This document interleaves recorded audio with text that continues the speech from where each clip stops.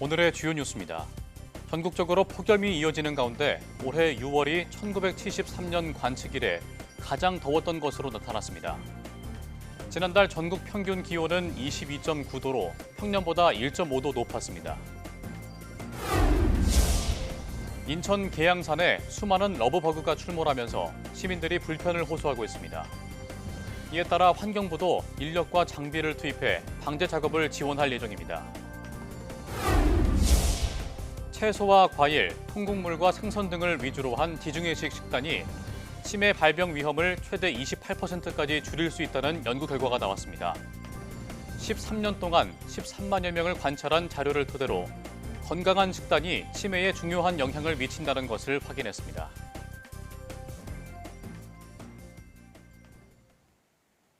여러분 안녕하십니까? 사이언스 투데이 시작합니다. 전국적으로 폭염과 열대야가 기승인 가운데 올해 6월이 1973년 관측 이래 53년 중 역대 가장 더웠던 것으로 분석됐습니다. 기상청은 6월 기후 특성 자료에서 올해 6월 전국 평균 기온은 22.9도로 평년보다 1.5도 높았다고 밝혔습니다. 이는 가장 더웠던 지난해보다 0.2도 높은 수준으로 기상 관측이 시작된 1973년 이래 53년의 6월 기온 중 역대 최고 기록입니다. 기상청은 한반도 남동쪽에서 더위를 몰고 오는 북태평양 고기압이 일찍 발달하고 그 가장자리를 따라 고온다습한 공기가 다량 유입돼 일찍부터 여름 더위가 기승을 부렸다고 밝혔습니다. 이처럼 연일 맹위를 떨치는 폭염에 야외에서 일하는 분들의 고충이 커지고 있습니다. 특히 야외 작업이 대부분인 농민들도 무더위에 사투를 벌이며 어려움을 겪고 있는데요. 박종혁 기자가 현장을 취재했습니다. 그늘 한 점 없는 도로공사 현장. 내리쬐는 태양 아래 쌓아놓은 철근에선 뜨거운 열기가 피어오릅니다. 폭염 속에서도 공사를 이어가는 작업자들은 선풍기가 달린 조끼를 입고 틈틈이 수분을 섭취합니다. 그래도 맹위를 떨치는 폭염을 이기긴 쉽지 않습니다. 쉼터를 찾아 이동식 에어컨 바람으로 조금이나마 열을 식히고 더위에 쓰러질까 작업자들의 체온도 수시로 확인합니다. 아무래도 이제 땀도 많이 흘리고 그다음에 탈수 현상, 그다음에 움직이는 데 있어가지고 체력적으로 이제 그런 점이 많이 힘들지 않을까 싶습니다. 국내 깻잎 재배의 40%를 차지해 주 산지로 유명한 경남 밀양. 오전인데도 기온은 33도를 넘어섭니다. 밀양은 올해 최고 기온을 기록하며 전국에서 가장 뜨거운 곳이 됐습니다. 보통 시설에서 재배하는 깻잎은 이렇게 새 잎이 나면 10일 정도 지나면 수확이 가능합니다. 하지만 지금은 고온의 영향으로 15일은 지나야 수확할 수 있습니다. 농민들은 무더위에 일하는 것도 힘들지만 폭염으로 생산량이 줄까 더 걱정입니다. 차광망이 없으면 실제로 작업하기 힘들죠. 직사 강선을 받게 되면 거의 작업자들은 40도에 육박하는 그런 체감 온도가 될 거예요. 근데 성장률도 떨어질 분들은 병도 많고. 기후위기로 기온은 더 높아지고 기간도 길어진 폭염. 특히 야외에서 일하는 사람들은 온열 질환이 발생하지 않도록 각별한 주의가 필요한 시기입니다. YTN 박정혁입니다. 최근 러브버그 출몰로 불편을 호소하는 시민이 많은데요. 올해 상반기에만 서울시에 방역을 요청하는 민원이 4,000건 넘게 접수됐습니다. 표정우 기자가 현장을 다녀왔습니다. 등산로 곳곳에 검은 벌레가 수북이 쌓여 있습니다. 쉼터 바닥은 벌레 사체로 뒤덮여 발 디딜 곳이 없을 정도입니다. 몇 년 전부터 이맘때면 수도권에 대량 출몰하는 붉은 등 우단 털파리, 이른바 러브버그입니다. 못 다녀요. 다니질 못해요. 제가 오직하면 이걸 갖고 다니잖아요. 이거. 잡으려고? 네, 엄청 많아요. 러브버그는 특히 산 정상에 가까워질수록 눈에 띄게 늘어납니다.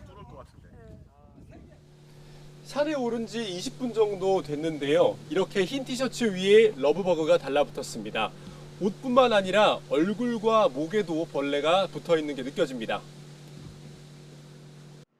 서울 은평구 등 수도권 서북부에서 발견되던 러브버그가 올해는 서울 전역 등으로 활동 지역을 넓혀 시민들의 불편은 더 커지고 있습니다.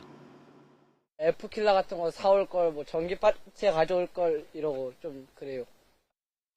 특히 서울시에 접수된 러브버그 관련 민원은 3년 전보다 2배 이상 급증했습니다. 올해는 상반기까지 이미 4,600여 건이 접수돼 역대 최다 민원 기록을 경신할 전망입니다. 전문가들은 7월 중순쯤이면 러브버그가 대부분 사라질 걸로 전망합니다. 또 러브버그가 생태학적으론 이로울 수 있지만 개체수가 급격히 증가하면 일상생활에 불편을 초래하는 만큼 체계적인 관리 방안이 필요하다고 지적합니다. YTN 표정우입니다. 환경부는 러브버그로 불리는 붉은 등 우단 털파리가 대발생한 인천광역시 계양산에 환경부 인력과 장비를 투입해 방제 작업을 지원한다고 밝혔습니다. 환경부 본부와 국립생물자원관 등 소속기관 직원 30여 명이 계양구청 직원들과 함께 송풍기, 포충망, 살수 장비 등을 활용해 방제 작업을 진행하고 사체를 수거 중이라고 전했습니다. 러브버그는 2015년 국내에서 처음 확인된 후 2022년을 기점으로 6월에서 7월까지 수도권을 중심으로 대발생하고 있으며 올해는 특히 인천 계양산에서 대량 발생해 주민 불편을 초래하고 있습니다. 환경부는 올해 대벌레나 동양하루살이, 깔따구 등도 대발생할 가능성이 있다며 지자체와 연계해 대응 체계를 강화하기로 했습니다. 원자력안전위원회는 최근 제기된 북한 평산 우라늄 정년 공장 폐수 문제를 밝히기 위해 한국원자력안전기술원 전문가들을 강화도 현장에 파견했습니다. 안전기술원은 북한 예성강 하구와 가장 가까운 강화도를 찾아 6개 지점에서 시료를 채취했고 한강 하구에서도 시료를 채취합니다. 지점마다 20리터 시료통 3개와 2리터 시료통 2개의 물을 채취한 뒤 우라늄과 세슘, 중금속 오염 여부에 대한 정밀 조사에 들어갑니다. 원안위는 2주가량 분석 과정을 거쳐 결과를 공개한다는 방침입니다. 미 항공우주국 나사는 태양계를 통과하는 성간혜성을 최근 발견했다고 밝혔습니다. 나사에 따르면 칠레에 있는 소행성 충돌 최종 경보 시스템 관측소에서 지난 1일 새로운 성간혜성이 관측됐고 궁수자리 방향에서 도착한 이 성간혜성은 3I 아틀라스로 공식 명명됐습니다. 이 성간혜성은 현재 지구에서 약 6억 7천만 킬로미터 떨어진 곳에 자리하고 있습니다. 나사는 이 혜성이 지구에 위협을 주지 않고 최소 1.6 천문 단위, 약 2억 4천만 킬로미터 거리를 유지할 것이라고 설명했습니다. 울산대 김정대 교수, 연세대 손알로이시우스 교수, 미국 오크리지 국립연구소 박지욱 박사 공동연구팀이 자성이 없던 반도체에서 국소적인 자성이 발생하는 새로운 현상을 규명했습니다. 연구팀은 텅스텐 디셀레나이드라는 2차원 반도체에 탄탈럼을 추가한 화합물인 탄탈럼 텅스텐 디셀레나이드가 반도체 성질을 유지하면서도 국소적인 자성을 띠는 것을 발견했다고 밝혔습니다.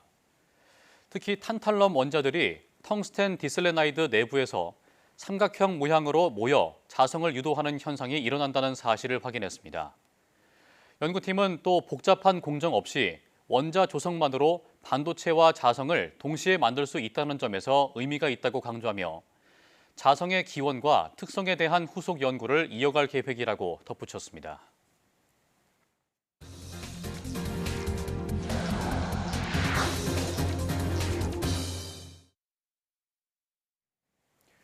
채소와 과일, 통곡물과 생선 등을 위주로 한 지중해식 식단이 치매 발병 위험을 최대 28%까지 줄일 수 있다는 연구 결과가 나왔습니다. 연세대 이지원 교수, 용인 세브란스 병원 권유진 교수 공동연구팀은 UK 바이오뱅크가 13년 동안 13만여 명을 관찰한 자료를 토대로 지중해식의 건강한 식단을 실천한 사람이 일반인보다 치매에 걸릴 확률이 21에서 28% 낮았다고 밝혔습니다. 연구팀은 식이 패턴과 치매 발생 간의 연관성을 분석한 결과 채소와 과일, 통곡물 등의 항산화 식품을 많이 먹은 사람은 기억력 저하가 줄었지만 기름지고 단 음식을 많이 먹은 사람은 치매에 걸릴 위험이 30% 더 높았다고 덧붙였습니다. 전남 나주시와 나주군이 합쳐진 통합 나주시가 출범 30주년을 맞았습니다. 그동안 나주시는 전력그룹사의 혁신도시 이전과 한국에너지공과대학교 개교로 명실상부한 에너지 중심 도시로 발돋움하고 있습니다. 김범환 기자가 현장을 다녀왔습니다. 지난 1995년 지방자치 시대의 개막과 함께 새로운 항해를 시작한 통합 나주시. 당시와 비교하면 예산 규모는 6배 넘게 늘어 1조 원을 돌파했습니다. 눌러주십시오. 우리는 모두가 더 큰 나주, 더 발전된 나주, 미래 100년의 행복 중심 도시를 만들어가는데 함께 힘을 모아야겠습니다. 통합 나주 30년의 역사를 되돌아보고 시민들과 성과를 공유하는 자리가 마련됐습니다. 고 김대중 전 대통령의 단식 농성으로 이끌어낸 지방자치의 역사와 민선 8기까지의 발자취를 한눈에 볼 수 있는 사진 전시회도 열렸습니다. 우리 나주의 역사 문화에 대한 모든 생각, 그리고 새로운 르네상스 시대, 영상관 르네상스 시대에 대한 그림이 제대로 잡혀가고 있는 것 같아요. 한때 인구 감소를 겪었던 나주는 혁신도시에 16개 공기업이 이전하고 에너지 특화 공과대학이 설립되면서 인구가 11만 7천여 명으로 증가했습니다. 특히 한국전력공사, 세계 유례 에너지 특화대학인 한국에너지공과대학 등 대한민국 최고의 에너지 기관들이 모여있는 나주는 명실상부한 에너지 수도로 미래 에너지 산업을 선도하는 도시로 힘차게 도약하고 있습니다. 나주시는 통합 30주년을 맞아 영산강의 국가정원 지정과 초강력, 인공태양 연구시설 유치 등의 새로운 비전도 선포했습니다. YTN 김범환입니다. 정부가 SK텔레콤 해킹 사고로 계약을 해지하는 이용자들의 위약금을 면제해야 한다고 판단했습니다. 과학기술정보통신부는 SK텔레콤 침해 사고 민관 합동조사 결과를 발표하면서 SK텔레콤 측이 가입자에게 안전한 통신을 제공해야 한다는 의무를 위반했다고 밝혔습니다. 아울러 사고 당시 SK텔레콤은 유심 정보 보호를 위한 서비스를 운영 중이었지만 가입자가 5만 명뿐이었고 모든 복제 가능성을 차단하는 데 한계가 있었다고 판단했습니다. 과기정통부는 5곳에 법률 자문한 결과 4곳에서 이번 사고를 SKT 측 과실로 판단했고 유심 정보 유출은 안전한 통신 서비스 제공이라는 계약의 주요 의무를 위반해 위약금 면제 대상이라는 의견을 냈다고 설명했습니다. 최근 민생회복지원금 신청 안내 사이트로 위장해 이용자를 유료 서비스에 가입시키는 사례가 자주 일어나는 것으로 나타났습니다. 방송통신위원회는 네이버 등 포털 사이트 검색창에 민생회복지원금을 검색하면 관련 안내 제목으로 게시된 블로그 글에 유료 부가 서비스 가입을 유도하는 사례가 있다며 주의를 당부했습니다. 이 블로그에는 신청하기 문구가 나와 있고 이걸 누르면 지원금과는 무관한 여가생활 안심보호 서비스, 휴대전화 가족보호 서비스 등의 유료 서비스 가입 페이지로 연결됩니다. 이 과정에서 휴대전화 번호와 인증번호 입력을 요구해 주의를 기울이지 않으면 민생회복지원금 신청을 위한 본인 확인 절차로 오인할 수 있습니다. 지난해 네이버와 구글, 카카오 등 인터넷 사업자들이 불법 촬영물을 삭제 또는 차단한 사례가 18만 건에 달하는 것으로 나타났습니다. 방송통신위원회가 발표한 불법 촬영물 처리에 관한 투명성 보고서를 보면 지난해 국내외 인터넷 사업자들은 불법 촬영물 신고 23만 1,261건을 접수해 이 가운데 18만 1,204건을 삭제 또는 차단한 것으로 나타났습니다. 불법 촬영물에 대한 신고 건수는 1년 전과 비교해 59.7%, 삭제 차단은 122.1% 급증한 수준입니다. 디지털 성범죄 영상에 대한 사회적 경각심이 높아지면서 신고 자체가 늘었고 사업자들도 적극적으로 정보 삭제 조치를 한 결과로 분석됩니다. 발암물질 라돈이 검출된 매트리스 제조사 대진침대가 소비자들에게 위자료를 지급해야 한다는 판결이 대법원에서 처음으로 확정됐습니다. 재판부는 발암물질에 노출된 구매자에게 질병이 발생하지 않았더라도 정신적 피해를 배상해야 한다고 판단했습니다. 오승훈 기자가 보도합니다. 야적장에 매트리스가 가득합니다. 지난 2018년 대진침대 본사 주변에 회수한 매트리스가 쌓여 있는 모습입니다. 당시 대진침대 매트리스에서 방사성 물질인 라돈이 기준치 이상 검출됐다는 소식이 전해져 논란이 됐습니다. 2018년도까지 12년 동안을 썼어요. 근데 그때부터 15년도부터 암을 수술하기 시작해서 저희 집사람은 침대를 사용한 이후부터 갑상선 물혹이 생겼는데 그것도 방사능의 영향이라고 저는 생각하고 있고요. 이용자들은 집단 소송에 나섰고 7년 만에 대진침대가 소비자들에게 위자료를 지급해야 한다는 대법원의 첫 판단이 나왔습니다. 대법원은 대진침대가 소비자 600여 명에게 매트리스 가격과 위자료 100만 원을 지급해야 한다고 판결한 원심을 확정했습니다. 재판부는 발암물질에 노출된 소비자들에게 질병이 발생하지 않았더라도 정신상 고통을 입은 것으로 평가할 수 있다고 선고 이유를 밝혔습니다. 또 오랜 잠복기 이후 소비자에게 질병이 발생할 경우 그 시점에는 발암물질로 인한 것인지 인과관계를 증명하는 게 어려워질 수 있다고 지적했습니다. 이 유해 물질을 강제적으로 섭취하거나 흡입하게 된 그런 소비자들한테 정신적 손해가 발생하였다라는 것을 대법원에서 좀 선언적으로 인정해 준 데 큰 의미가 있다고 생각합니다. 대진침대 측은 소송 과정에서 침대 판매 당시 정해진 법령을 준수했다며 고의나 과실이 없다고 주장했습니다. 손해배상 청구 소송을 진행 중인 피해자가 1,400여 명 정도 더 남아있는 것으로 확인돼 앞으로 재판 결과가 주목됩니다. YTN 오승훈입니다. 호주에서 박쥐에게 물린 50대 남성이 광견병과 유사한 희귀 바이러스에 감염돼 중태에 빠졌다가 결국 숨졌습니다.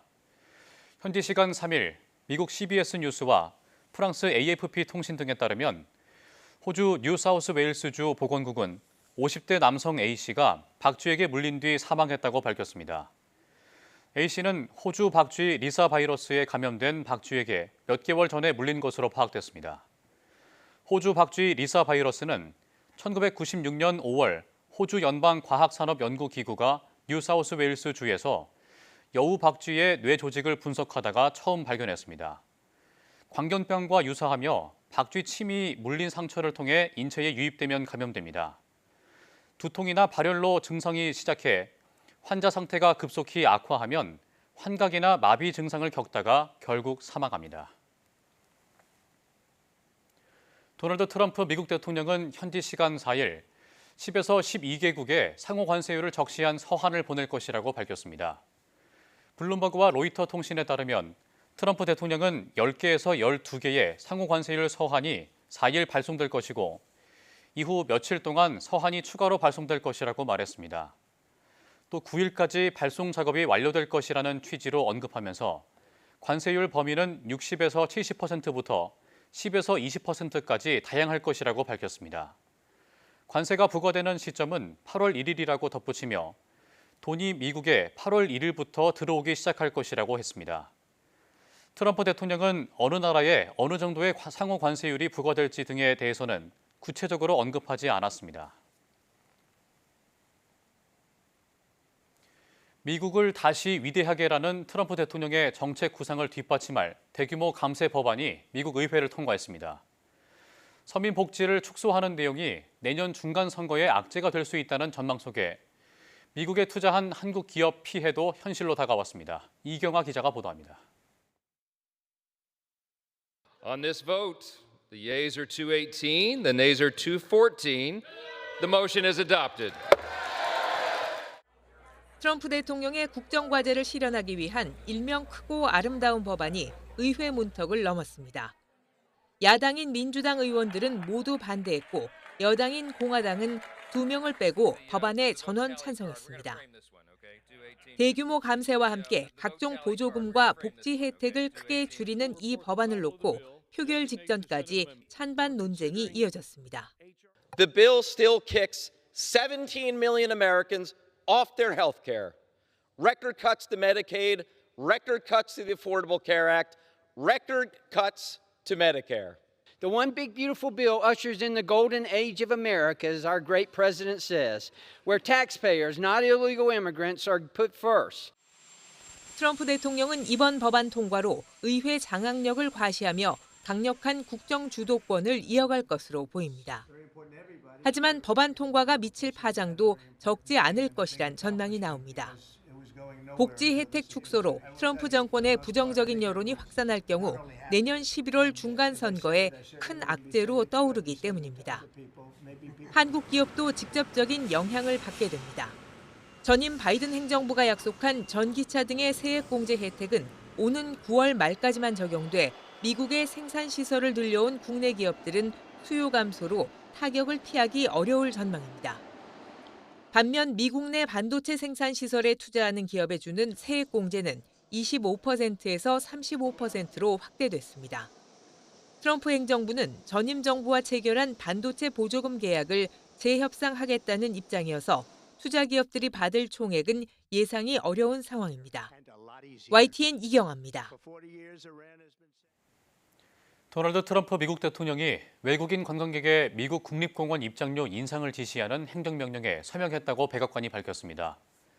트럼프 대통령은 행정명령에서 미국의 국립공원은 세대를 걸쳐 미국 가정에 잊을 수 없는 추억을 제공해왔다며 외국인 관광객 입장료를 올려 미래 세대 미국 가정에 이런 기회를 보존하는 게 행정부의 정책이라고 밝혔습니다. 이어 미국 비거주자의 국립공원 입장료나 레크리에이션 패스 요금을 적절히 인상해 국립공원 수익을 늘리고 레크리에이션 경험을 개선하기 위한 전략을 개발하라고 내무부 장관에게 지시했습니다. 트럼프 대통령은 다른 행정명령에선 미국을 다시 아름답게 위원회를 설립하고 위원장을 내무부 장관이 맡아 국립공원과 자연자원의 보존 방법을 대통령에게 자문하라고 지시했습니다.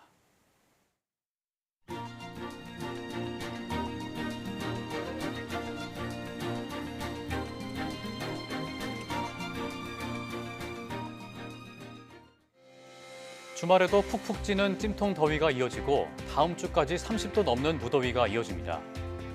야외 노동자에 대한 대책과 함께 농작물과 가축 폭염 피해도 예방이 필요한데요.